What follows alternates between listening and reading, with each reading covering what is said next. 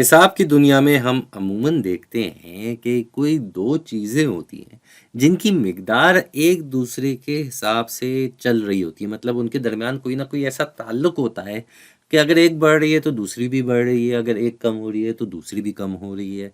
ये जो ताल्लुक होता है ये अमूमन इनके दरमियान मुतनासिब ताल्लुक कहलाया जाता है।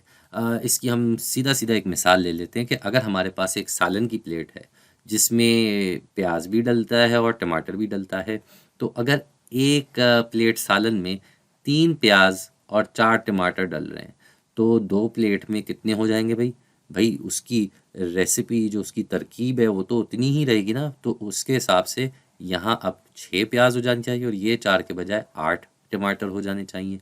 इसी तरह अगर हम 5 प्लेट सालन तैयार कर रहे हैं, तो प्याज अब 15 हो जाएँगी और टमाटर जो हैं वो अब हो जाएँगे 20। ठीक है जी। तो ये इसकी तरकीब बरकरार रखने के लिए हम इसी हिसाब से इसको बढ़ा रहे हैं और कम कर रहे हैं। तो अगर हमें टमाटर और प्याज के दरमियान तनासुब निकालना हो, इनके दरमियान अगर हमें तनासुब निकालना हो, तो इसको हम ऐसे लिख सकते हैं कि ये 4 बाई 3 है और इसी तरीके से यहाँ पे ये 8 बाई 6 हो जाएगा या फिर ये यहाँ पे 20 बाई 15 हो जाएगा। इन दोनों की अगर हम मिकदार को देखें, ये कसर अपने मुनफरिद रूप में नहीं है। अगर इन दोनों को हम 2 से तक़सीम करेंगे तो ये भी 4/3 हो जाएगा। अगर इन दोनों को हम 5 से तक़सीम करेंगे तो ये भी 4/3 हो जाएगा। तो यहाँ पे हमारी ये जो तनासुब की मिकदार है ये मुसलसल एक जितनी ही चल रही है। इस सूरत को हम मुतनासिब ताल्लुक कहते हैं। जब तनासुब दो चीज़ों के दरमियान बरकरार रहे, मुसलसल एक ही जितना रहे और इस मिकदार को हम अंग्रेज़ी में कहते हैं कांस्टेंट ऑफ प्रोपोर्शनैलिटी। यानी कि ये एक कांस्टेंट कहते हैं उस मिकदार को जो बिल्कुल भी नहीं बदलती, एक जितनी रहती है और प्रोपोर्शनैलिटी हम कहते हैं मुतनासिब मिकदारों के लिए। तो तनासुब अगर दो चीज़ों के दरमियान होगा उसको रेशो कहते हैं और उसी लफ्ज़ से ये प्रोपोर्शनैलिटी का लफ्ज़ आता है जिसको हम मुतनासिब कहते हैं।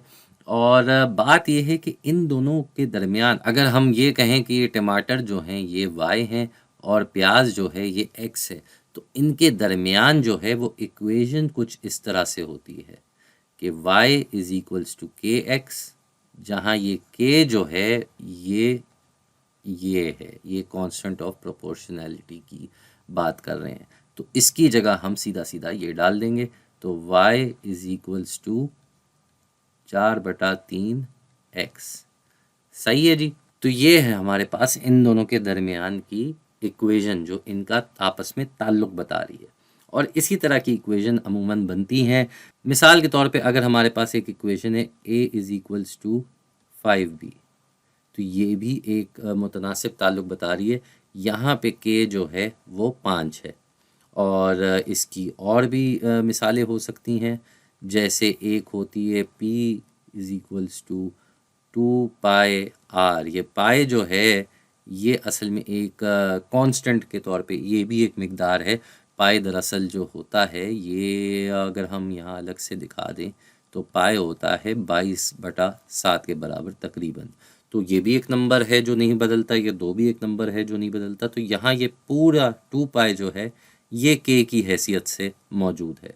या फिर हमारे पास कोई ऐसी भी इक्वेशन आ सकती है कि y जो है वो 1/2 x के बराबर है, तो ये 1/2 यहाँ पे k की हैसियत से मौजूद है। इस सूरत में ये होगा कि जो भी x की मिकदार होगी वो कम हो के y की मिकदार बनेगी। तो खैर ये आपको समझाने का मकसद था कि किस तरीके से इसकी ये इक्वेशन भी बनती है, ये भी आपको समझ में आ गया होगा। और ये जो तनासुब है ये जो बरकरार रहता है इसकी वजह से मुतनासिब ताल्लुक़ बनता है और ये जो मुसलसल मिकदार जो नहीं बदलने वाली होती जिसको हम अमूमन k से दिखाते हैं इक्वेशन में, ये अंग्रेज़ी में कहलाई जाती है कांस्टेंट ऑफ प्रोपोर्शनैलिटी।